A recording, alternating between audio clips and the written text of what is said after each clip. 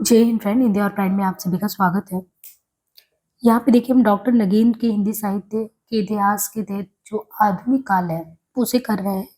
Previous class में जो है आधुनिक काल की जो पूर्व पीठिका इन्होंने पूर्व पीठिका में एक तरीके से नामकरण, काल विभाजन, विभाजन, नारी विमर्श, संरचनावाद, उत्तर संरचनावाद, जिन भी टॉपिक पे बात की थी तो उसे हमने प्रीवियस के क्लासेस में करीबन 4 क्लास में वो कंप्लीट हो गया है। इसके बाद आपका यहाँ शुरू होता है भारतेंदु युग, क्योंकि भारतेंदु युग को देखें तो बच्चन जी जो है इसको पुनर्जागरण काल कहते हैं, है ना। भारतेंदु युग को जो है ये कहते हैं पुनर्जागरण काल, इसलिए देखिए भारतेंदु युग और पुनर्जागरण काल दोनों ही लिखा है। भारतेंदु युग अथवा पुनर्जागरण काल का उदय हिंदी कविता के लिए नवीन जागरण के संदेश वाहक युग के रूप में हुआ था, किंतु इनके सीमांकन के संबंध में विद्वानों में मतभेद है। आचार्य रामचंद्र शुक्ल ने भारतेंदु हरिश्चंद्र यानी 1850 से 85 के रचना काल को दृष्टि में रखकर संवत 1925 से 50 की अवधि को नई धारा अथवा प्रथम उत्थान की संज्ञा दी है, और इस काल को उन्होंने भारतेंदु हरिश्चंद्र तथा उनके सहयोगी लेखकों के कृतित्व से समृद्ध माना है, किंतु उनके द्वारा निर्धारित कालावधि से कुछ अन्य लेखकों का वैमत्य है। मिश्र बंधुओं ने 1926 से 45 विक्रमी संवत तक माना। रामकुमार वर्मा जी ने 1927 से 57 माना। डॉक्टर केसरी नारायण शुक्ल ने 22 से 57 माना।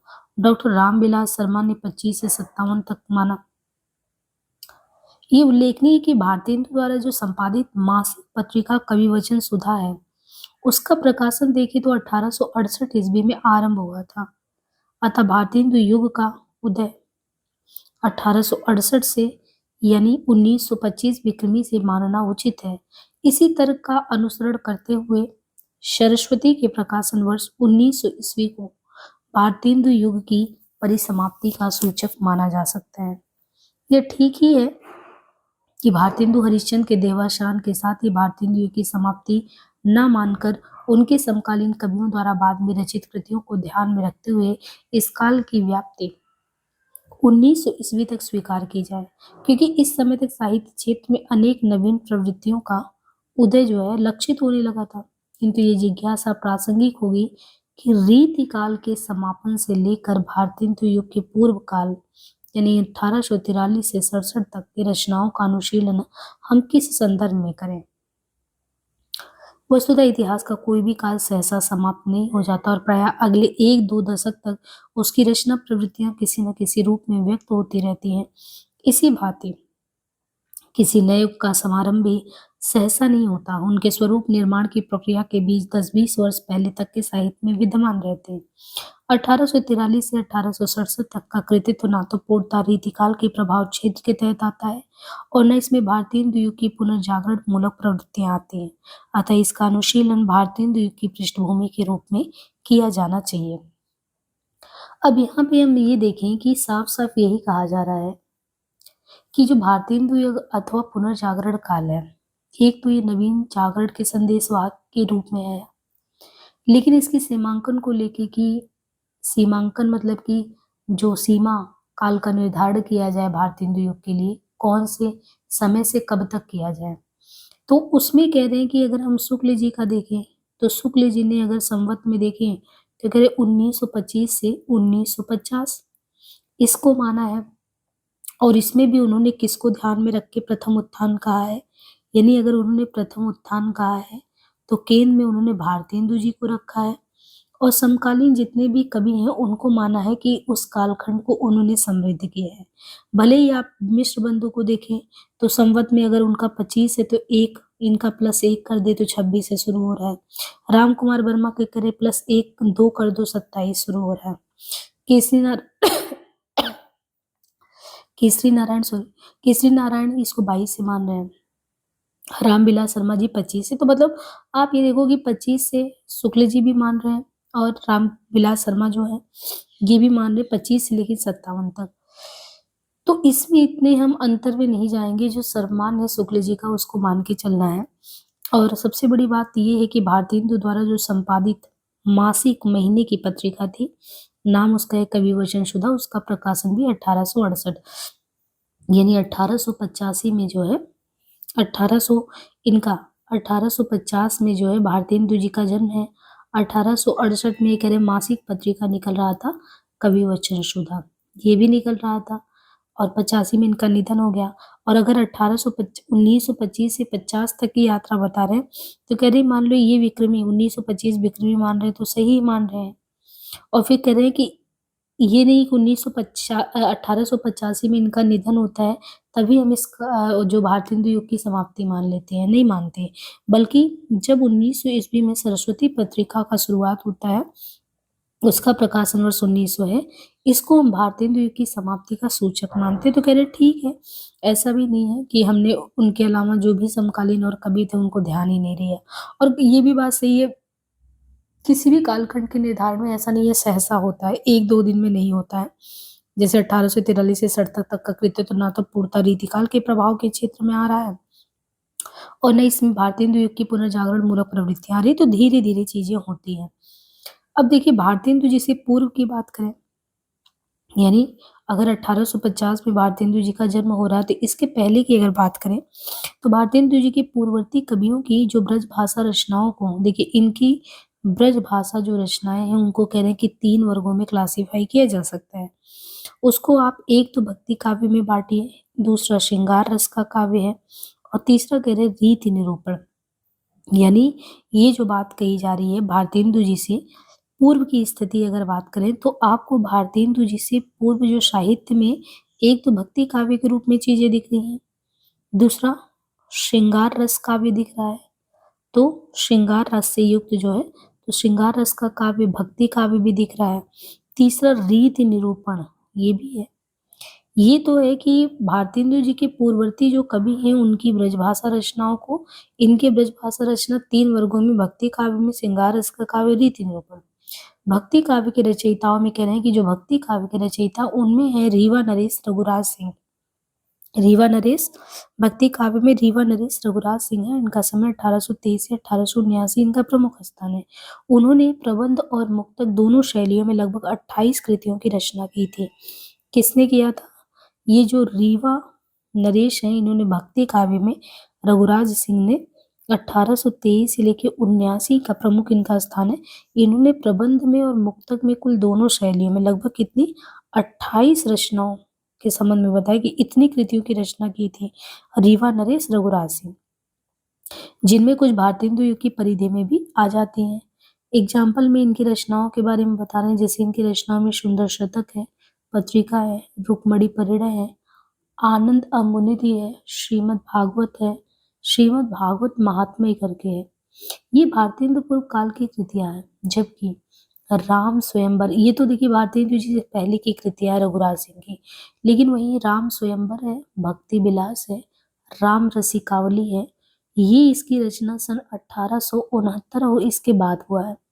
वे मुख्यतः ये जो मुख्यतः किनकी बात हम लोग कर रहे हैं, ये हम लोग बात कर रहे हैं रीवा नरेश रघुराज सिंह की। जो रघुराज सिंह है ये है रीवा नरेश, ठीक है। और इन्होंने जो लिखा भी है वो भक्ति काव्य के संबंध में अगर कहें, तो इन्होंने वैसे प्रबंध भी लिखा है, मुक्तक भी लिखा है। एग्जाम्पल में बताया भी गया कि जैसे इन्होंने लिखा सुंदर शतक, पत्रिका है, रुक्मणी परिणय, आनंद अम्बुनिधि, श्रीमद् भागवत महात्म्य है। ये तो भारतीय हिंदू जी से पहले की कृति है। जबकि राम स्वयंवर, भक्ति विलास, राम रसिकावली, ये रचना अगर आप इनको देखेंगे तो ये 1869 इसके बाद ही लिखा गया है। ये मुख्यतः राम भक्त थे, किंतु कृष्ण लीलाओं का भी गान उन्होंने मनोयोग पूर्वक किया। भक्ति के साथ यदि देखें तो भक्ति के साथ श्रृंगारिकता भी उनके काव्य में विद्यमान है। मतलब भक्ति भी है, श्रृंगारिकता भी रघुराज के काव्य में देखने को मिलता है। शूर और तुलसी जैसी भक्ति भावना, केसो जैसा प्रबंध कौशल और ब्रजभाषा की रमणीयता उनके कृतित्व की उल्लेखनीय विशेषता। तो ये इंपॉर्टेंट पंक्ति हो गया, सूर और तुलसी जैसी भक्ति भावना, केसव जैसा प्रबंध कौशल, ब्रजभाषा की रमणीयता उनके कृतित्व की उल्लेखनीय विशेषता है। इस काल के अन्य कवियों में यदि देखें तो इस काल के अन्य कवियों में है अयोध्या निवासी है रघुनाथ, देखिए अयोध्या निवासी है, नाम उनका है रघुनाथ दास रामस्नेही। रामस्नेही ने रामचरितमानस के अनुकरण पर दोहा चौपाई शैली में विश्राम सागर इसकी रचना की। इसमें उन्होंने राम और कृष्ण के अवतार रूपों का वर्णन करने के साथ अनेक पौराणिक कथाओं को स्थान दिया। सरदार कवि, रचनाकाल 1845 से 84, इनके द्वारा रामलीला प्रकाश और राम रत्नाकर तथा देव कवि इनके द्वारा काष्ठ जीवा जन्म 1831, ये राम भक्ति संबंधी स्फुट पद ये भी उनका उल्लेखनीय है। तो यहाँ पे हमें ये देखना है कि अन्य कवियों में अयोध्या निवासी है रघुनाथ दास राम स्नेही, इन्होंने क्या किया, रामचरितमानस के अनुकरण पर दोहा चौपाई शैली में विश्राम सागर 1854 की रचना की। इनके अलावा जैसे सरदार कवि है, सरदार कवि रचनाकाल 1845 से 84, इनके द्वारा रचित रामलीला प्रकाश और राम रत्नाकर। देव कवि है काशी व जन्म इनका, राम भक्ति से संबंधी फुटपद। कृष्ण भक्त कवियों में कहते हैं कि कृष्ण भक्त कवियों में लखनऊ के वैश्य बंधुओं सा कुंदन लाल तथा सा फुंदन लाल का उल्लेख भी है, जिन्होंने वृंदावन में निवास कर क्रमशः ललित किशोरी और ललित माधुरी नामों से माधुर्य भक्ति परक पदों की रचना की। इसमें जो इनका ललित किशोरी रचना काल 1856 का स्थान प्रमुख है। उनकी काव्य शैली में अपेक्षता अधिक प्रौढ़ मधुर और मार्मिक है। अब यहाँ पे आप देखिए कि कितने नए कवियों को आप, ये सब कवि जो है भारतेंदु जी से पहले की बात कर रहे हैं। जैसे आपने रघुराज इनको देखा, जैसे रघुराज सिंह को देखा, इनके अलावा रघुराज सिंह के बाद दूसरे इनका विस्तार से वर्णन किया। फिर रघुराज के बाद रघुनाथ की बात की गई, है ना, रघुनाथ। अब ये रघुनाथ जो है राम स्नेही, इन्होंने क्या किया था, इनके बारे में ये अयोध्या के निवासी रामचरितमानस के अनुसार पर दोहा चौपाई में इन्होंने विश्राम सागर लिखा, राम और कृष्ण के अवतार रूपों का वर्णन। इसके बाद किसकी बात की गई है, इसके बाद जैसे इन्होंने बात किया सरदार कवि का, अभी है सरदार कवि, और इनके द्वारा सरदार कवि ने रामलीला प्रकाश और राम रत्नाकर। देव कवि एक कवि है, देव कवि काष्ठ जीवा, इनके राम भक्ति संबंधी स्फुट पद है। और इनके अलावा कृष्ण भक्त कवियों में कहते हैं लखनऊ के वैश्य बंधुओं में कुंदन लाल है, फुंदन लाल है। तो ये कवि जो है आप देखेंगे कुंदन लाल और एक फुंदन लाल, इनका भी जिक्र किया गया है कि ये भी है। और इन्होंने जो रचनाएं की वो ललित किशोरी है, ललित माधुरी है, जिसमें ललित किशोरी को ज्यादा प्रौढ़ बताया गया है। भारतेंदु हरिश्चंद्र के पिता हैं गोपाल चंद गिरधर दास, और इनका समय बताया गया 1833 से 1860। इनके द्वारा यानी इनके पिता गिरधर दास जी के द्वारा राधा स्रोत, गोपाल स्रोत, जरासंध वध महाकाव्य करके, इनके अलावा बलराम कथामृत भी कृष्ण कथा पर आधारित रचनाएं हैं, या यूं कहें कि राम कथामृत जो है इसकी भी रचना इन्होंने की है। भाषा परिष्कार और अलंकार नियोजन पर उनका विशेष पद। तो इनके जो पिताजी हैं भाषा परिष्कार पर, जो चीज हम लोग को द्विवेदी काल में देखने को मिलता है, वो चीज गिरधर दास जी ने इसी समय ध्यान दिया है, यानी भाषा परिष्कार और अलंकार नियोजन पर इनका विशेष बल रहा। रीतिकालीन श्रृंगार परंपरा का, अभी तो हमने जो देखा भक्ति काव्य संबंधी, लेकिन जब बात करें रीतिकालीन श्रृंगार परंपरा का निर्वाह कम से कम इस अवधि के कवियों के लिए नितांत स्वाभाविक था। तो उसमें कवि ठाकुर हैं, कवि ठाकुर के पौत्र हैं शंकर, इन्होंने श्रृंगार रस के अनेक मनोहारी छंदों की रचना की। इनके अनुज हैं ठाकुर के पौत्र शंकर और शंकर के अनुज सेवक, इनके द्वारा बरवे छंद में प्रणीत नक्सिक और कुछ फुटकर सवैये भी पठनीय है। सरदार कवि ने काशी नरेश के आश्रय में रहकर रीतिबद्ध शैली में स्वर्ण ऋतु साहित्य शर्षी श्रृंगार संग्रह इनकी रचना की, जिनमें अंतिम ग्रंथ में अन्य कवियों के चुने हुए छंद है। चंद्रशेखर वाजपेयी की नक्सिक भी श्रृंगार रस की अच्छी कृति है। ये उनके प्रसिद्ध वीर काव्य हमीर हट जो कि 1845 में प्रसंग व श्रृंगार रस को स्थान प्राप्त हुआ। तो रीतिकालीन में इन्होंने कि रीतकालीन श्रृंगार परंपरा में ठाकुर के पौत्र शंकर अनुज सेवक के संबंध में बरवे छंद में प्रणीत नक्श, इनके अलावा जो कि कवि ने काशी नरेश के आश्रय में रहकर ऋतु साहित्य सरसी श्रृंगार संग्रह की रचना की। चंद्रशेखर वाजपेयी ने नक्सिक और ये हमीरहट। अब इनके अलावा देखिए काव्य रीति निरूपण, काव्य रीति निरूपण भी इस काल की परंपरा सिद्ध उपलब्धि है। इस दिशा में सबसे पहले जो उल्लेखनीय रचना है, यानी अगर देखिए कि काव्य रीति निरूपण में, तो इस दिशा में सर्वप्रथम जो उल्लेखनीय रचना है काव्य रीति निरूपण के लिए, वो है प्रयाग के निकटवर्ती ग्राम हरिपुर के निवासी हैं रामदास। तो ये है रामदास का जिक्र किया गया है। अगर काव्य रीति निरूपण की बात करें तो रामदास, जिनका मूल नाम राजकुमार था, इनके द्वारा जो है कवि कल्पद्रुम 1844, ये मूलतः जो है रामदास के द्वारा जो लिखा गया ध्वनि सिद्धांत संबंधी ग्रंथ है, किंतु रस अलंकार छंद भी आपको अन्य काव्यांगों का विवेचन इसमें मिलता है। तो सबसे पहले यहाँ पे किसका जिक्र किया गया है काव्य निरूपण के लिए? रामदास का। और इनकी रचना संस्कृत और हिंदी के प्रमुख काव्य शास्त्रीय ग्रंथों के अध्ययन के उपरांत की गई। मतलब आप ये समझो कि जो कह रहे हैं कि इनके बारे में जो जानकारी जुटाया गया, इनकी रचना संस्कृत और हिंदी के जो प्रमुख काव्य शास्त्रीय हम ग्रंथ पढ़ते हैं, उनके अध्ययन के बाद कवि कल्पद्रुम राजकुमार का खोजा गया। फलस्वरूप समन्वयात्मक काव्य दृष्टि इनकी महत्वपूर्ण विशेषता है।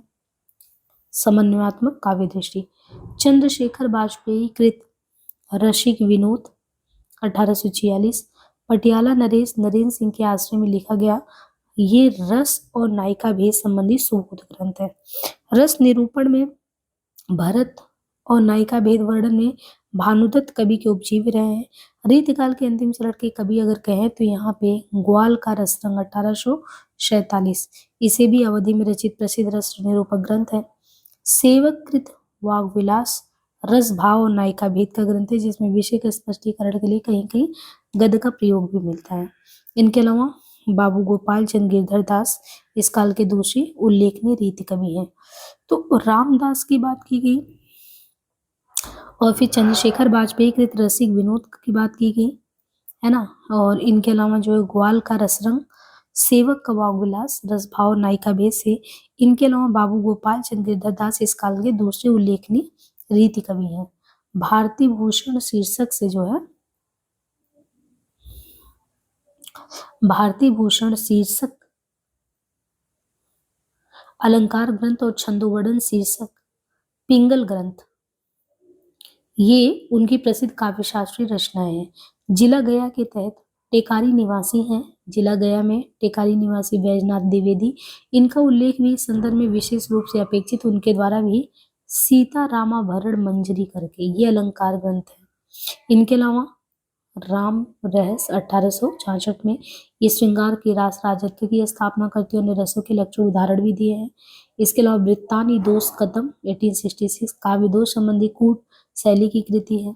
वामा विलास 1866 नायिका नायक नायिका भेद संबंधी रचना है। कूट शैली में रचित अगर देखें तो उद्दीपन श्रृंगार 1867 में, और श्रृंगार रस की उद्दीपन सामग्री का वर्णन है। अनुभव उल्लास 1867 अनुभाव संचारी भाव श्रृंगार रस के विवेचन से जुड़ा है। चित्राभरण 1867 इसमें चित्रालंकार का स्वरूप है। काव्यांग विवेचन में उनके विशद योगदान को प्रमाणित करने के लिए ये कृतियां पर्याप्त हैं। आचार्य प्रताप शाही केसे से सरदार कवि रचना काल 1845 से 83, इनका भी उल्लेख यहाँ पे जरूरी है। उनकी ख्याति विशेषता कवि प्रिया और रसिक प्रिया के टीकाकार के रूप में है। बिहारी ससई और सूर की दृष्टिकूट पदावली के सटीक संस्करणों में भी उनका काव्यांग विवेक जो है वो दिखता है। तो ये समानता देखें, इतनी रचनाओं का यहाँ पे उल्लेख हमें मिलता है। अब ये आगे देखें कि भारतेंदु युग का नवीन परिवेश, जो भारतेंदु युग है, भारतेंदु युग के नवीन परिवेश के बारे में बात किया गया है कि आलोच युग में जनचेतना पुनर्जागरण की भावना से अनुप्राणित थी। जो भारतेंदु युग है उनके नवीन परिवेश में बात करें तो आलोच युग में कह रहे हैं कि जनचेतना जो है वो पुनर्जागरण की भावना से अनुप्राणित थी। फलस्वरूप सामाजिक, सांस्कृतिक और राजनीतिक क्षेत्रों में न केवल अतिरिक्त सक्रियता देखने को मिलती है अपितु इन सब में गहन अंतः संबंध विद्यमान थे। भारतेंदु युगीन कवि कृतित्व पर इसका प्रभाव पड़ना स्वाभाविक था। इसकी परिणति विषय चयन में व्यापकता और विविधता के रूप में देखने को मिला। श्रृंगारिक रसिकता, अलंकार मोह, रीति निरूपण, प्रकृति का उद्दीपनात्मक चित्रण प्रवृत्ति, रीतिकालीन प्रवृत्तियों का महत्व क्रमशः कम होता गया। देखिए ये सारी चीजें जो पहले से विद्यमान थी, अब उनमें श्रृंगारिक रसिकता, अलंकार मोह, रीति निरूपण, प्रकृति का उद्दीपनात्मक चित्रण प्रवृत्ति, ये जो रीतिकालीन विशेषताएं थी वो कह रहे हैं उनका महत्व कम होता गया और भक्ति और नीति को प्रमुख वर्ण विषय के रूप में ग्रहण करने का आग्रह भी नहीं रह गया। भारतेंदु हरिश्चंद्र ने जनता को उद्बोधन प्रदान करने के उद्देश्य से क्या किया था? जनता को देखिए उद्बोधन प्रदान करने हेतु इन्होंने जातीय संगीत अर्थात लोकगीत की शैली पर, यानी भारतेंदु जी ने क्या किया है यहाँ पे? लोकगीत की शैली पर सामाजिक कविताओं की रचना पर बल दिया। मातृभूमि, स्वदेशी वस्तुओं का व्यवहार, गोरक्षा पे बाल विवाह निषेध, शिक्षा प्रसार का महत्व, मद्य निषेध, भ्रूण हत्या की निंदा, इन विषयों को कविगण अधिकाधिक अपनाने लगे। यानी भारतेंदु युग के नवीन परिवेश में अगर आप देख पाए तो क्या चीज परिवर्तनकारी रूप में दिख रहा है?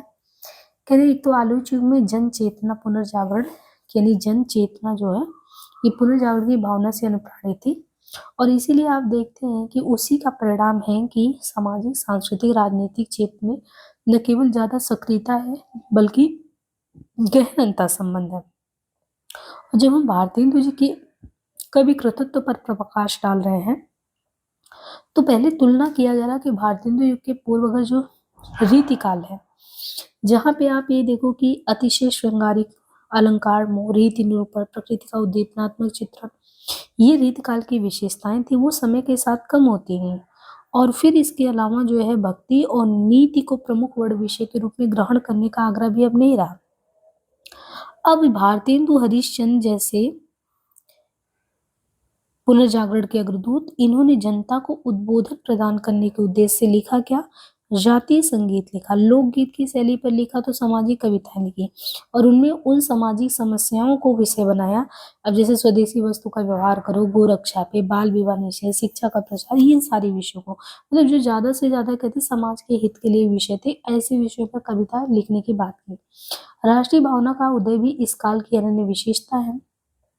इसमें आप देखो ब्रह्म समाज, प्रार्थना समाज, इनके अलावा आर्य समाज, रामकृष्ण परमहंस हैं, विवेकानंद, इनके विचारों तथा थियोसॉफिकल सोसाइटी के सिद्धांतों का प्रभाव भी जनजीवन पर पड़ रहा था। आर्थिक, औद्योगिक और धार्मिक क्षेत्रों में पुनर्जागरण की प्रक्रिया शुरू हो रही थी और पाश्चात्य शिक्षा प्रणाली ने शैक्षिक क्षेत्र में भी व्यक्ति स्वतंत्रता की प्रेरणा प्रदान की। अंग्रेजी का प्रचार प्रसार यद्यपि जनता से संपर्क साधन और प्रशासकीय आवश्यकताओं के लिए किया जा रहा था, पर अंग्रेजी साहित्य के अध्ययन ने अन्य देशों के साथ तुलना का अवसर भी दिया और इस तरह राष्ट्रीय भावना के विकास के लिए उचित वातावरण बन सका।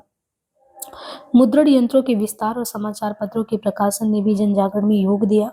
परिणाम स्वरूप तत्कालीन साहित्य चेतना मध्यकालीन रचना प्रवृत्तियों तक ही सीमित न रहकर नवीन दिशाओं की ओर उन्मुख होने लगा।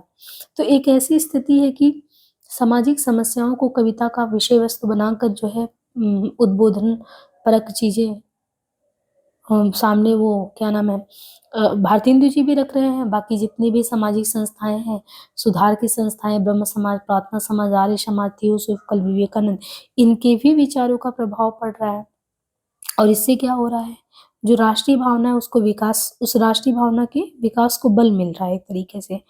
और इसके अलावा अब यहाँ पे कह रहे हैं कि अब एक एक करके हम जैसे काव्य धारा की बात करें तो काव्य धारा में ये कि भारतेंदु जिन कवियों का काव्य फलक बहुत विस्तृत था, संकीर्ण नहीं था, इनका जो काव्य फलक था अत्यंत विस्तृत है। उनकी रचना प्रवृत्तियां एक और तो आप देखेंगे तो एक तो सबसे बड़ी बात है कि एक तो भक्ति काल और रीति काल से जुड़ी है तो दूसरी ओर समकालीन परिवेश के प्रति जागरूकता का भी उनमें अभाव नहीं है। ये खास बातें हैं, भक्ति काल और रीति काल से अनुबद्ध है तो दूसरी ओर समकालीन परिवेश के प्रति जागरूकता का भी उनमें अभाव नहीं है। प्रवृत्ति मूलक विश्लेषण के लिए उनके कृतित्व पर इन शीर्षकों के तहत विचार करना उचित होगा, जैसे राष्ट्रीयता, सामाजिक चेतना, भक्ति भावना, श्रृंगारिकता, प्रकृति चित्रण, हास्य व्यंग, रीति निरूपण, समस्या पूर्ति, काव्यानुवाद, कला पक्ष। एक एक करके जैसे आप विचार करें कि इस समय की राष्ट्रीयता की स्थिति क्या थी, यानी भारतेंदु युग में राष्ट्रीयता की स्थिति क्या है। तो उस समय कहते हैं कि भारतीय वीरों में प्रताप, छत्रसाल, शिवाजी, ये लोग जो है इन लोगों ने क्षेत्र विशेष की रक्षा के लिए जिस तत्परता और वीरता का परिचय दिया। अब जैसे हम ये कहें कि प्रताप हैं, छत्रसाल हैं, शिवाजी हैं, चित्तौड़, विंध्याचल और महाराज, तो ये जिस तरीके से रक्षा के लिए जिस तत्परता और वीरता का परिचय दिया था उनका स्तवन यानी स्तवन इनको याद करना। उसको स्तवन करने वाले भूषण प्रभृति कवि जो थे वो क्षेत्रीय भावना अर्थात संकीर्ण राष्ट्रीयता से ऊपर नहीं उठ पाए। यानी हमारे यहाँ के भारतीय वीरों को याद करने के लिए प्रताप को छत्रसाल शिवाजी को कह रहे हैं, वो क्षेत्र विशेष की रक्षा के लिए इन लोगों ने बड़ी वीरता दिखाई और उस वीरता का स्तवन किया भी हमारे कवियों ने, जैसे कह रहे हैं भूषण ने। तो ये भूषण प्रवृत्ति जो कवि हैं कह रहे हैं वो तो क्षेत्रीय भावना और संकीर्ण राष्ट्रीयता से ऊपर नहीं आ पाए, लेकिन जो भारतेंदु युगीन कवि हैं उन कवियों ने भारतीय इतिहास के जो भी गौरवशाली पृष्ठ की स्मृति में जो भी वीर परक हमारे मतलब कह सकते हैं सेनानी रहे या मतलब कि जो भी वीर रहे, तो उनके लिए कह रहे हैं कि उनकी गौरवशाली पृष्ठों की स्मृति तो अनेक बार दिलाई। किसने दिलाई है? ये भारतेंदु युगीन कवियों ने दिलाई। पर उनकी राष्ट्रीय भावना केवल यहीं तक सीमित नहीं रही। अंग्रेजों की विचारधारा और उनकी भी देशभक्तिपूर्ण कविताओं से भी उन्होंने यथेष्ट प्रेरणा ली, जिसका फल ये हुआ है कि क्षेत्रीयता से ऊपर उठकर वे संपूर्ण राष्ट्र के नक्श को टटोले।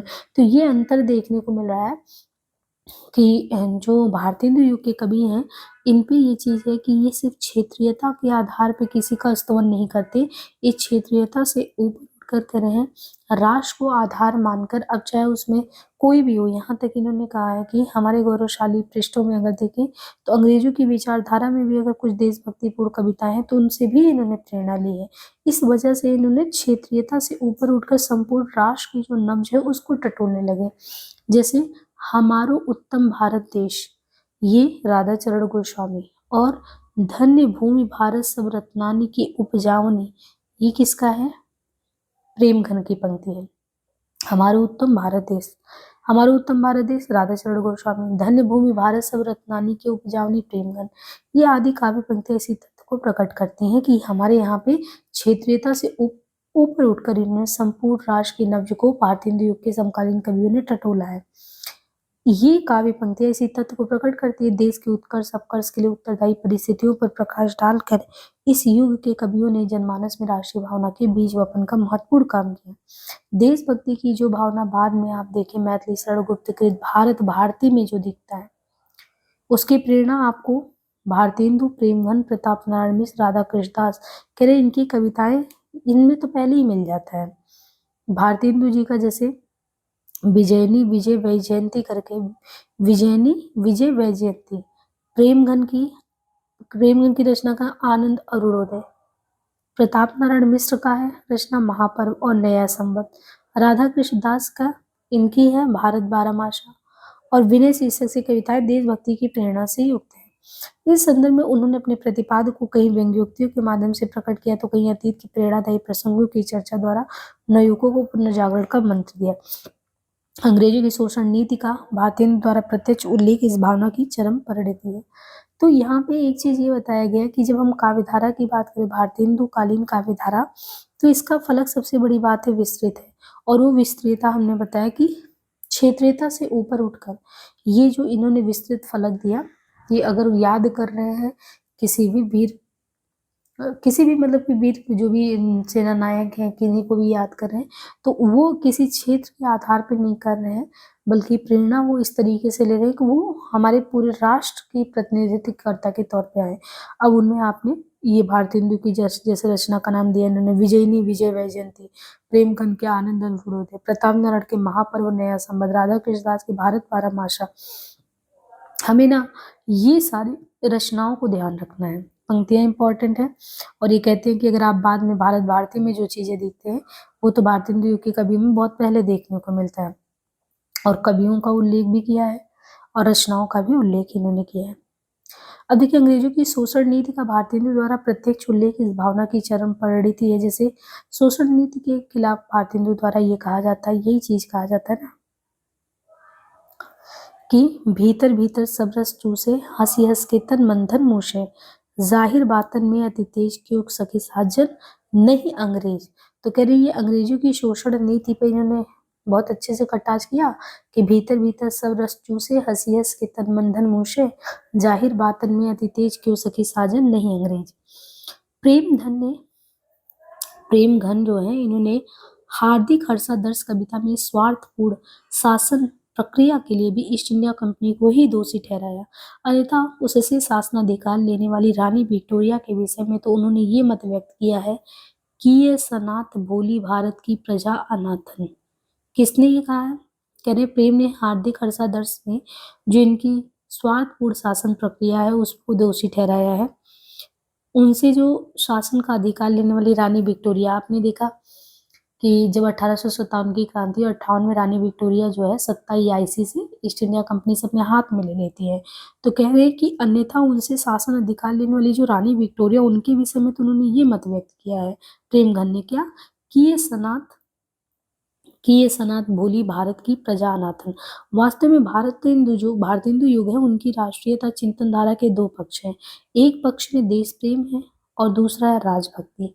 ये देखिए कि आरोप भी लगता है तो देश प्रेम तो है, राजभक्ति कहते हैं। प्रथम पक्ष के अंतर्गत अगर देखें तो उन्होंने कहा हिंदी हिंदू हिंदुस्तान, तो हिंदी हिंदू हिंदुस्तान का गुणगान किया। तो दूसरे पक्ष में जजिया जैसे कर न लगाने वाले अंग्रेजों के शासनकाल में प्रजा मात्र की सुख समृद्धि की मुक्त कंठ से प्रशंसा।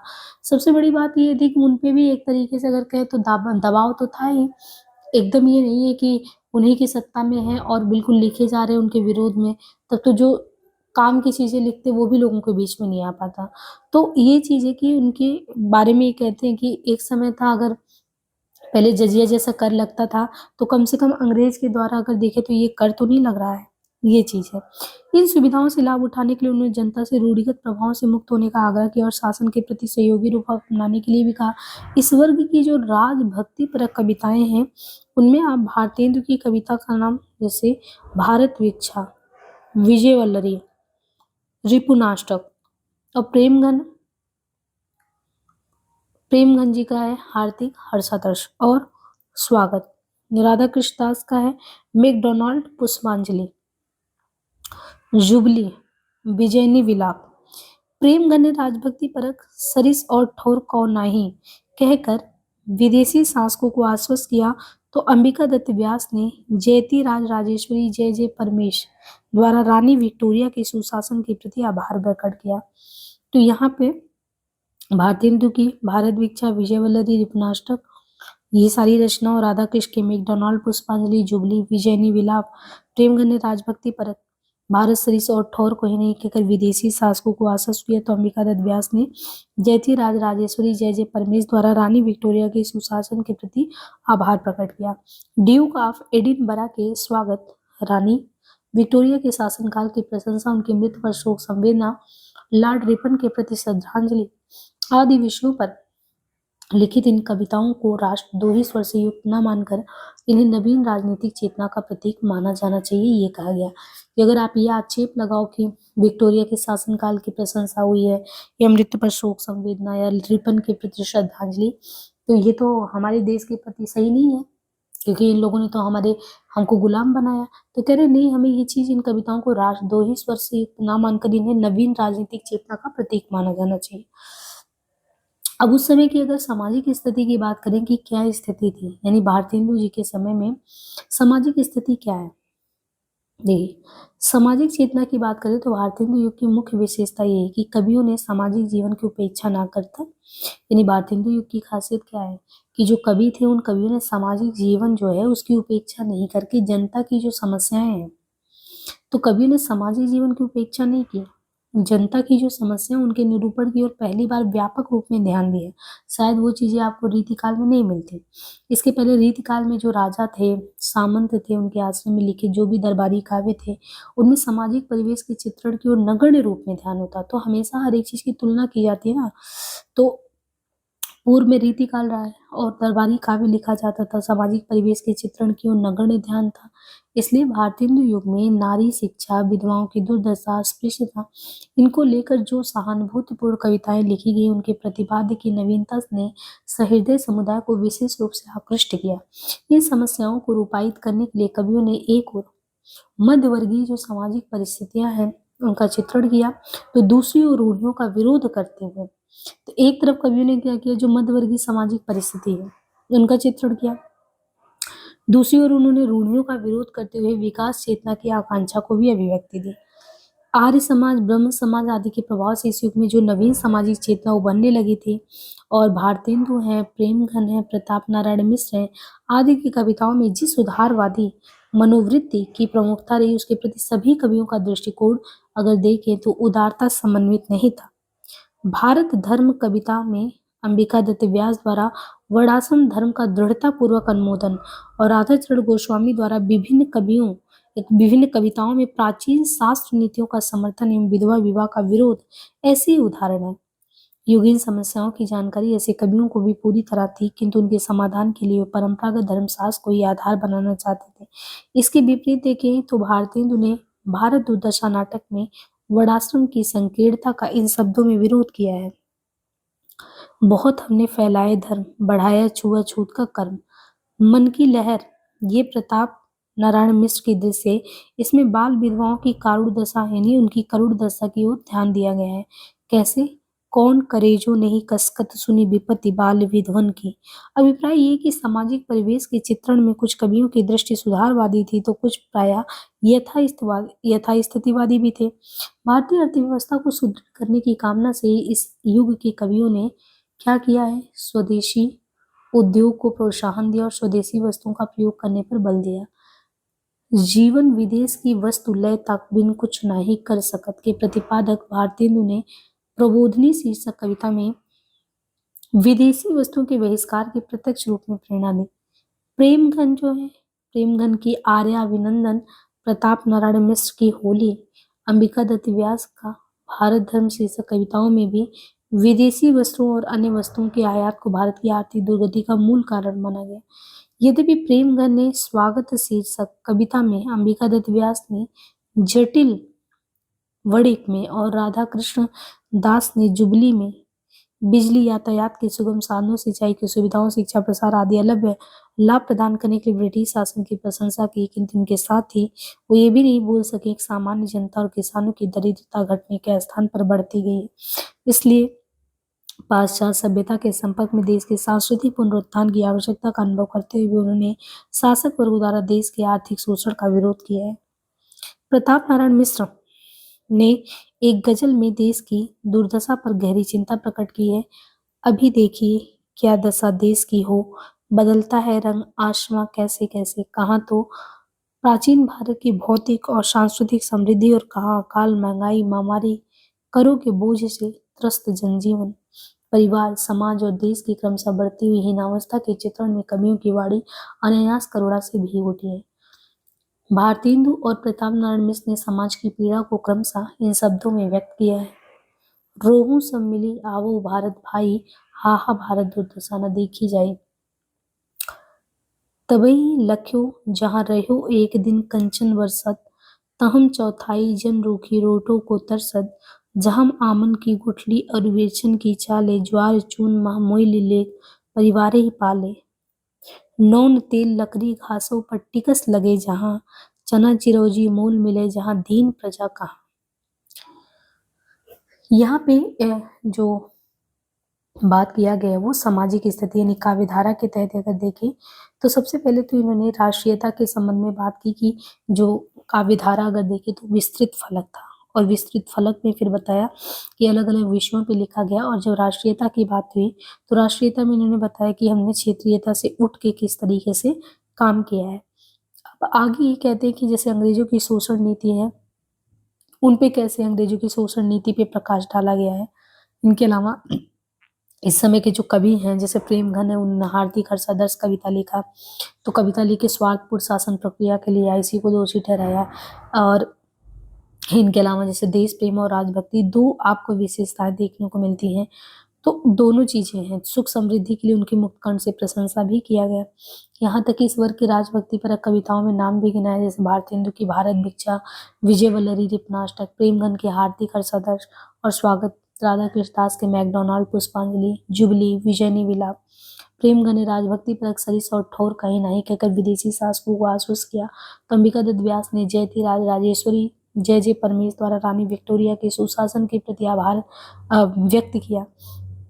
अब यहाँ पे जैसे सामाजिक चेतना की बात करते हैं कि कैसे हमारे यहाँ पे पहले रीतिकाल के समय में वो देखें तो दरबारी काव्य था, तो राजा और सामंत के आश्रय में जो भी चीजें चलती थी तो जनता की जो समस्याएं थी उनको ध्यान नहीं दिया जाता। लेकिन भारतीय युग में खासियत ये है कि आपको भारतीय युग में नारी शिक्षा, विधवाओं की दुर्दशा, अस्पृश्यता, हर एक विषय को उठाया गया। और उनमें भी आप देखें कि जैसे भारतेंदु, प्रेमघन, प्रताप नारायण मिश्र की कविताओं में जिस सुधारवादी मनोवृत्ति की प्रमुखता रही उसके दृष्टिकोण की उदारता समन्वित दृष्टिकोण की बात करें, जैसे भारत धर्म कविता में अंबिका दत्त व्यास द्वारा वर्णाश्रम धर्म का दृढ़तापूर्वक अनुमोदन और राधाचरण गोस्वामी द्वारा विभिन्न कविताओं में प्राचीन शास्त्र नीतियों का समर्थन। अब यहाँ पे जैसे भारतीय ने भारत दर्शन नाटक, उनमें क्या किया, वर्णाश्रम धर्म की संकीर्णता का इन शब्दों में विरोध किया है। उन्होंने वर्णाश्रम पे ही कहा है ना कि बहुत हमने फैलाए धर्म, बढ़ाया छुआछूत का कर्म। या मन की लहर में कह रहे हैं, मन की लहर जो रचना है प्रताप नारायण मिश्र के दृश्य देखें तो उसमें बाल विधवाओं की करुण दशा की ओर ध्यान दिया गया है। कौन करे जो नहीं कसकस सुनी विपत्ति बाल विधवन की। तो एक सुधारवादी स्थिति वाले लोग थे, एक यथा स्थितिवादी वाले लोग थे।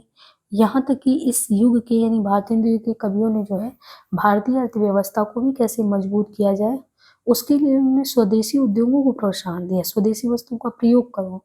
उनके लिए जैसे उन्होंने कहा, जीवन विदेश की वस्तु लेता बिन कछु नहीं कर सकता। भारतेंदु ने प्रबोधनी शीर्षक कविता में भी विदेशी वस्तुओं के बहिष्कार की प्रत्यक्ष रूप में प्रेरणा दी। प्रेमघन ने आर्याभिनंदन, प्रताप नारायण मिश्र ने होली, अंबिका दत्त व्यास भारत धर्म शीर्षक कविताओं में भी विदेशी वस्तुओं और अन्य वस्तुओं के आयात को भारत की आर्थिक दुर्गति का मूल कारण मान रहे हैं।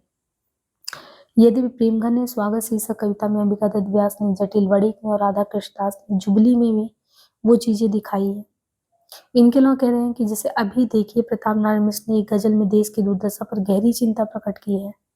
क्या क्या देश की हो बदलता रंग आसमां कैसे कैसे। तो ये सारी चीजें कह रहे हैं कि सारी समस्याओं पे अगर देखें एक एक करके प्रकाश डाला गया है। अब यहाँ से शुरू होता है कि अगर इस समय की बात करें कि भक्ति भावना, तो भक्ति भावना की स्थिति क्या थी इस समय। अब यहाँ पे देखिए जैसे भक्ति भावना की बात की जाए तो भारतेंदु युग में परंपरागत जो धार्मिकता और भक्ति भावना है उनको कह रहे हैं कि अपेक्षिता गौड़ स्थान प्राप्त हुआ।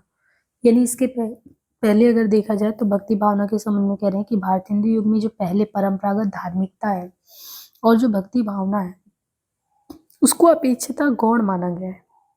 फिर भी इस काल के भक्ति काव्य को देखें तो 3 वर्गों में विभाजित करके देख सकते हैं। एक तो निर्गुण भक्ति, दूसरा वैष्णव भक्ति और तीसरा स्वदेश अनुराग समन्वित ईश्वर भक्ति। ये 3 रूप में। इनमें से जो निर्गुण भक्ति वैष्णव भक्ति है, इनमें से प्रथम 2 में किसी उल्लेखनीय नवीनता का परिचय न देकर मध्ययुगीन परिपाटी का अनुसरण मात्र किया गया है। यानी निर्गुण है और वैष्णव है, इनमें प्रथम 2 में कहने किसी उल्लेखनीय नवीनता का परिचय न देकर मध्ययुगीन जो परिपाटी है उनका बस अनुसरण मात्र किया गया। लेकिन भक्ति और देश प्रेम को एक ही समकोण पर प्रतिष्ठित करना किसी सीमा तक संवेदना की मौलिकता का परिचायक है।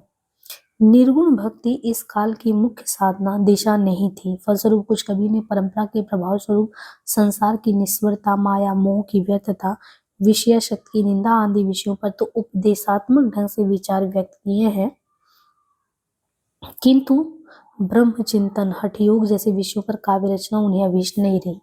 इनके विपरीत वैष्णव भक्ति के तहत राम कृष्ण और अन्य देवी देवताओं का वर्णन अनेक कवियों का साध रहा। बिहार के अल्पज्ञात कवि, मतलब ज्यादा जानकारी नहीं है, हरिनाथ पाठक हैं। इनकी एक श्री ललित रामायण करके 1893, वहीं के कवि एक अक्षय कुमार है, इनके द्वारा कह रहे हैं कि रसिक विलास रामायण है। और इनके अलावा है बाबू तोताराम 1848, इनका है राम रामायण।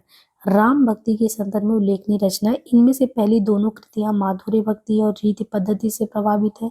हरिनाथ पाठक की रचना से कृष्ण काव्य की सुपरिचित श्रृंगार पद्धति के अनुसरण में लिखित ये पद यहाँ दिया गया है। यानी भक्ति भावना की बात करें कि भारतेंदु युग में, तो भारतेंदु युग में वैसा कोई भक्ति भावना अगर आप विभाजित करना चाहें तो कह रहे हैं कि मतलब भक्ति भावना उस रूप में था नहीं विद्यमान। लेकिन अगर 3 वर्गों में बांटे, निर्गुण में, वैष्णव में, स्वदेशानुराग, तो निर्गुण में तो कोई बहुत इंटरेस्ट दिखा नहीं है ना, इन सारे विषयों पे निर्गुण का कोई वो था नहीं। लेकिन जब हम बात करते हैं कि वैष्णव भक्ति, तो वैष्णव भक्ति के थे राम कृष्ण और देवी देवताओं पे, जैसे बिहार के कवि हरिनाथ पाठक है, इनकी श्री ललित रामायण का जिक्र किया है। वहीं के अक्षय कुमार करके रसिक विलास, उनकी एक रचना का जिक्र है। और ऐसे ही बाबू तोताराम है। राम रामायण राम भक्ति के संदर्भ में इनकी रचना है। पहले दोनों माधुर्य भक्ति और रीत पद्धति से प्रभावित है। हरिनाथ पाठक की रचना कृष्ण काव्य की सुपची श्रृंगार पद्धति से परिचय कराता है। जैसे यहाँ पे दिया है, मुरगवा बोले विपिन में भोरे, सुखद सेज सोवत रघुनंदन, जनक लली संकोरे। तो ये चीज है। राम काव्य की तुलना में कह रहे हैं कि जो कृष्ण भक्ति काव्य की रचना इस युग में ज्यादा परिमाण में, मतलब आप ये देखो कि इस युग में कह रहे हैं राम काव्य की तुलना में देखें तो कृष्ण भक्ति काव्य की रचना परिमाण में ज्यादा हुआ है। इस दिशा में सबसे अधिक योगदान अगर किसी ने दिया है, भारतेंदु जी ने। ये भी कहते हैं, मेरे तो साधन एक ही है, जगनंद लला वृष भानु दुलारी। इनके गायक भारतेंदु राधा कृष्ण के अनन्य भक्त थे। वे वल्लभ संप्रदाय में दीक्षित थे और उनके अनेक पदों में सखा प्यारे कृष्ण के गुलाम राधा रानी के की भावना के अनुकूल सख्य और विनय भाव की भक्ति। तो एक विशेषता आपको ये भी मिला कि राम काव्य की तुलना में कृष्ण भक्ति काव्य को आधार बनाया, और उसमें भी आप देखो कि भारतेंदु जी का स्वयं का योगदान है। वो तो कृष्ण काव्य के संबंध में कहते हैं कि मेरी तो साधन एक ही है, जगनंद लला वृष भानु दुलारी। इनके गायक भारतेंदु राधा कृष्ण के अनन्य भक्त हैं, और सबसे बड़ी बात ये वल्लभ संप्रदाय में दीक्षित हैं। इनके अनेक पदों में सखा प्यारे कृष्ण के गुलाम राधा रानी की इन भावना को देखें तो उसके अनुकूल सख्य और विनय भाव की भक्ति का निदर्शन मिलता है। यहाँ तक अगर देखें तो वात्सल भक्ति के कुछ पद भी उन्होंने लिखे हैं, किंतु मध्ययुगीन कृष्ण भक्ति काव्य की तन्मयता और सरसता से अनुप्राणित माधुर्य भक्ति उनका मुख्य क्षेत्र है। तो कृष्ण भक्ति काव्य की तन्मयता और सरसता से अनुप्राणित अगर माधुर्य भक्ति कहें तो ये इनका क्षेत्र है। पुष्टि मार्गीय भक्त होने के कारण, देखिए भारतेंदु जी के बारे में कहा जा रहा है कि पुष्टि मार्गीय भक्त होने के कारण उनके भक्ति काव्य में कहीं कहीं सांप्रदायिक भावना का सन्निवेश भी हुआ है, किंतु ये उनकी प्रतिनिधि प्रवृत्ति नहीं है। अन्य धर्मों के प्रति उनका दृष्टिकोण उदारयुक्त था, इसलिए अपनो अपनो मत ले ले झगरत ज्यों भटियारे कहकर उन्होंने धार्मिक मतभेदियों की तीव्र भर्त्सना की। इसी झोंक में उन्होंने अपनी भक्ति भावना को उर्दू पद शैली में भी व्यक्त किया है। कैसे? ढूंढ फिरा मैं इस दुनिया में पश्चिम से ले पूरब तक, कहीं ना पाई मेरे दिलदार प्रेम की तेरे झलक। मस्जिद मंदिर गिरजों में देखा मत वालों का जो दौर, अपने अपने रंग में रंगा दिखाया सबका तौर, सिवा झूठी बातों और बनावट के ना नजर आया कुछ और। तो एक चीज तो यहाँ से ये हो गया कि भारतेंदु युग में सांप्रदायिक भावना अगर कहें तो कह रहे हैं कि कहीं कहीं आपको देखने को मिलता है, लेकिन ये उनका प्रतिनिधि विशेषता नहीं है। तो ये चीज है। और यहाँ पे आप इन पंक्तियों में देखेंगे, उनकी पंक्ति उर्दू पद शैली में, कि हमने कहीं कहीं पे मतलब पूर्व से पश्चिम तक चक्कर लगा लिया, सब कुछ देखा, मस्जिद मंदिर गिरजा में सब जगह झांका, लेकिन सब कुछ बातें क्या है, सब बनावटी हैं, झूठी हैं। प्रेमघन की अलौकिक लीला शीर्षक आख्यानक कविता और अनेक अस्फुट भक्ति पद, अंबिका दत्त व्यास की कंसवद शीर्षक प्रबंध रचना तथा राधा कृष्णदास की विनय भाव युक्त कृष्ण स्तुति का उल्लेख भी भारतेंदु युगीन कृष्ण भक्ति काव्य के संदर्भ में जरूरी। एक चीज आपको इससे ये पता चला कि भारतेंदु युग में जो है कृष्ण काव्य पर विस्तार से लिखा गया है। ये भारतेंदु युग की अगर देखें तो विशेषता है। अब सिर्फ उसमें वही भारतेंदु जी नहीं, प्रेमगन है, इनकी भी देखें अलौकिक लीला शीर्षक से आख्यानक कविता है ना। और अंबिका दत्त व्यास है, इनका जो रचना है शीर्षक कंसवद नाम से प्रबंध रचना है। राधा कृष्णदास है, इनके विनय भाव युक्त कृष्ण स्तुति का उल्लेख भी है। राधाचरण गोस्वामी के पिता राधाचरण गोस्वामी के पिता गुड़ मंजरी दास 1827 इनके द्वारा रचित श्री युगल छंद और रहस्य पद भी अपनी सरसता और अलंकारिकता के लिए प्रसिद्ध है। घना रंग दुबे 1819 इनकी कृष्ण रामायण, ये भी इस धारा की महत्वपूर्ण कृति है। इसमें एक और रामचरितमानस का अनुकरण मिलता है तो दूसरी ओर रीतिकालीन कृष्ण काव्य की छाप भी देखने को मिलती है। तो यहाँ पे अभी राम और कृष्ण से इतर अगर देखें कि देवी देवताओं का क्या जिक्र भारतेंदु युग में मिलता है, तो राम और कृष्ण से इतर देवी देवता, श्रेष्ठ भक्त और धार्मिक पदों की महिमा का वर्णन भी कुछ कवियों का अभीष्ट रहा है। उन कवियों में जैसे जगन मोहन सिंह, इनके द्वारा अपनी कृतियों के आरंभ में दुर्गा की स्तुति, प्रेमघन सूर्य स्रोत, भारतेंदु कृत उत्तरार्ध भक्तमाल, कार्तिक स्नान, प्रताप नारायण मिश्र की नवरात्र के पद, राधाचरण गोस्वामी की नव भक्तमाल शीर्षक कृतियां भक्ति क्षेत्र की इसी व्यापकता की सूचना। यानी अन्य देवी देवता भी आधार रहे हैं, जैसे जगमोहन का हम देख रहे हैं दुर्गा की स्तुति करना, प्रेमगन का सूर्य स्रोत या भारतेंदु जी का उत्तरार्ध भक्तमाल या कार्तिक स्नान, प्रताप नारायण मिश्र के नवरात्र के पत्र, आदर्श गोस्वामी के नौ भक्तमाल, ये सब भी। आलोच युग के कवियों की अगर देखें तो तीसरी विशेषता क्या है? आलोच युग के कवियों की तीसरी विशेषता क्या है? तो तीसरी प्रवृत्ति है देशानुराग व्यंजक भक्ति भावना। क्या है? आलोच युग के कवियों की तीसरी प्रवृत्ति है देशानुराग व्यंजक भक्ति भावना। सांप्रदायिक मत मतांतरों पर आधारित धार्मिकता के स्थान पर उन्होंने उदारता का परिचय दिया है। प्रेमगन ने आनंद अरुणोदय में धार्मिक सहिष्णुता और समन्वय भावना को इन शब्दों में प्रकट किया है। कैसे? सभी धर्म के वही सत्य सिद्धांत ना और विचारों। भारतेंदु हरिश्चंद्र ने भी जैन कौतूहल में धार्मिक विद्वेष की व्यर्थता प्रतिपादित की। ये प्रवृत्ति द्विवेदी काल में और भी ज्यादा वर्धमान में रही तथा कालांतर में धर्मनिरपेक्षता के आदर्श में परिणित हो गई। जातीयता और देशहित की भावनाओं को भारतेंदु ने जागो अब तो खलबल दलन रक्षो अपने आर्योमग द्वारा तथा प्रताप नारायण मिश्र ने विधवा बिल पे नित धेनु कटे को लागत हाय गुहार नहीं कहकर भली भांति व्यक्त किया है।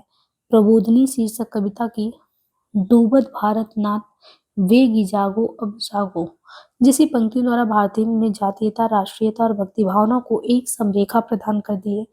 कहाँ करुणानिधि केशव सोए में भी उन्होंने केवल भक्ति भाव का प्रतिपादन नहीं किया, अभी भारत की समकालीन विसंगतियां भी उनकी दृष्टि में रही है। इसी प्रकार प्रताप नारायण मिश्र ने हम आरत भारतवासिन पे अब दीन दयाल दया करियो और राधा कृष्णदास ने बिने शीर्षक कविता में अपने या प्यारे भारत के पुनि दुख दरिद्र हरिये।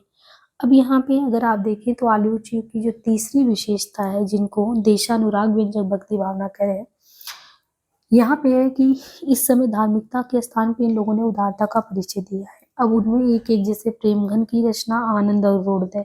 आनंद और अरुणोदय में धार्मिक सहिष्णुता, समन्वय भावना, सभी धर्मों के वही सत्य सिद्धांत ना और विचारों। भारतेंदु हरिश्चंद्र ने भी जैन कौतूहल में धार्मिक विद्वेष की व्यर्थता पे या भारतेंदु ने जागो अब तो खलबल दलन रक्षो अपनो आर्यो मग। प्रताप नारायण मिश्र ने विधवा विलपे नित धेनु कटे को लागत हाय गुहार नहीं कहकर। इनके अलावा प्रबोधनी शीर्षक कविता की डूबत भारत नाथ बेगी जागो अब जागो जैसी पंक्ति द्वारा भारतेंदु ने जातीयता, राष्ट्रीयता और भक्ति भावना को कहाँ करुणानिधि केशव सोए। इनके अलावा प्रताप नारायण मिश्र ने हम आरत भारतवासिन पे अब दीन दयाल दया करियो। राधा कृष्णदास ने बिने शीर्षक कविता में अपने या प्यारे भारत के पुनि दुख दरिद्र हरिये कहकर ईश्वर भक्ति और देशभक्ति का ऐसा ही समन्वय प्रस्तुत किया है। अब यहाँ पे देखिए आगे जो है यहाँ पे बात किया गया है कि विशेषताओं में देखिए श्रृंगारिकता। तो श्रृंगारिकता क्या था? भारतेंदु और उनके समकालीन कवियों ने अगर देखें तो रस को काव्य की आत्मा मानकर अपनी रचना में विविध रसानुभूतियों का भावन किया है, जिनमें श्रृंगार रस जो है सर्वप्रमुख है। प्रताप नारायण मिश्र के अतिरिक्त प्राय सभी यानी प्रताप नारायण मिश्र के अलावा जो है जितने भी प्रमुख कवि हैं कह रहे वो श्रृंगार वर्णन की ओर उन्मुख रहे हैं।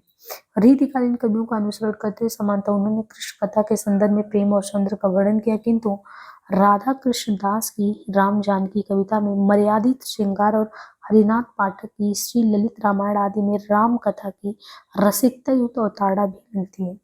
श्रृंगार वर्णन के लिए इनके सामने चार विकल्प थे। कैसा? एक विकल्प था कि ये भक्तिकालीन कृष्ण काव्य की परंपरा में माधुर्य भक्ति परक श्रृंगार चित्रण रीतिकालीन पद्धति पर नक्शी जो उनके यहाँ पे वो ऋतुओं के संबंध में हो जाता है और नायिका भेद के संबंध में, उर्दू कविता से संपर्क के फलस्वरूप प्रेम की वेदनात्मक व्यंजना और अंग्रेजी के प्रेम कविताओं से भी जो है प्रभाव ले सकते थे। इनमें से अंतिम को छोड़कर शेष तीनों की परिव्याप्ति इस युग में मिलती है। विशेष रूप से भारतेंदु और प्रेमगन की रचना में प्राय तीनों है। भारतेंदु ने प्रेम सरोवर, प्रेम माधुरी, प्रेम तरंग, प्रेम फुलवारी आदि में भक्ति श्रृंगार और विशुद्ध श्रृंगार दोनों का समावेश किया है। प्रेमगन की युगल मंगल स्रोत तथा वर्षा बिंदु भी इसी प्रकार की रचना है। सौंदर्य, प्रेम और विरह की रचना में कहीं कहीं ये दोनों ही कवि उर्दू काव्य शैली से भी प्रभावित हुए हैं, किंतु नक्सिक और नायिका भेद पर पारंपरिक शैली में काव्य रचना इन्होंने नहीं की है। वैसे भारतेंदु के प्रेम दशा वर्णन संबंधी अनेक सवैयों में घनानंद जैसी सरसता विद्यमान है। अब जब हम तीसरी बात कर रहे थे श्रृंगारिकता की, तो श्रृंगारिकता में इन्होंने कहा कि भारतेंदु हो या उनके समकालीन जो भी कवि हो, उन्होंने रस को काव्य की आत्मा मानकर, कि रस क्या है, रस क्या है, काव्य की आत्मा, यही मानकर अपनी रचनाओं में विभिन्न रसानुभूतियों का भावन किया है और उनमें भी श्रृंगार रस प्रमुख रूप से है। एक ऐसे कवि हैं जिनमें प्रताप नारायण को कह रहे हैं कि आप छोड़ दीजिए, तो और लोगों ने तो रीतिकालीन कवियों का अनुसरण किया भी है। राधा कृष्ण दास जो है, इनकी राधा कृष्ण दास की रचना, बात की जा रही राम जानकी, कह रहे राधा कृष्ण दास की राम जानकी कविता में देखे तो मर्यादित श्रृंगार और हरिनाथ पाठक की श्री ललित रामायण आदि में राम कथा की रसिकता युक्त अवतारणा देखने को मिलती है। श्रृंगार वर्णन के लिए इनके सामने कितने विकल्प हैं? 4। श्रृंगार के लिए 4 विकल्प हैं। भक्तिकालीन कृष्ण काव्य की परंपरा में माधुर भक्ति परक श्रृंगार, रीतिकालीन पद्धति पर नक्शी नायिका भेद, उर्दू कविता से भी संपर्क, प्रेम की वेदनात्मक व्यंजना, अंग्रेजी की कविताओं से। लेकिन कह रहे हैं ना कि अंग्रेजी कविताओं अगर अगर छोड़ दें तो पहले माधुर भक्ति परक, नक्सिक, नायिका भेद, प्रेम की वेदनात्मक, इन सबको जो है भारतेंदु की रचनाओं में, प्रेमगन की रचनाओं में, दोनों में देखने को मिलेगा। इनकी रचनाओं में भी प्रेम सरोवर, प्रेम माधुरी, प्रेम तरंग, प्रेम फुलवारी, ये सब है ही। प्रेमगन का युगल मंगल स्रोत करके है, वर्षा बिंदु करके है। अब भारतेंदु के प्रेम दशा का वर्णन अगर देखें तो उसके लिए जो सवैये हैं वो ये है, आज लो ना मिले तो, ये भारतेंदु का है। आज लो ना मिले तो कहाँ हम तो तुमरे सब भांति कहावे, मेरो उरहनो है कछु नाही, सबे फल आपन भाग को पावे, जो हरिचंद भई सो भई, अब प्राण चले जय तासो सुनावे, प्यारी जू है झक्की या रीति, विदा की समय सब कंठ लगावे। तो ये विदाई की, ये कह रहे हैं कि जो हरिचंद भई सो भई, अब प्राण चले जय तासु सुनावे, और प्यारे जो है जग की कौन सी रीति होती, विदा के समय सभी लोग गले लगा लेते हैं, तो कह रहे हैं कि उस समय सब गले लगाते हैं। भारतेंदु युग में देखें तो सांस्कृतिक पुनरुत्थान की जो लहर आई थी, उसके फलस्वरूप प्रताप नारायण मिश्र और राधा कृष्ण ने श्रृंगारिक मनोदशाओं को प्राय अपने काव्य का विषय नहीं बनाया। किसने नहीं बनाया?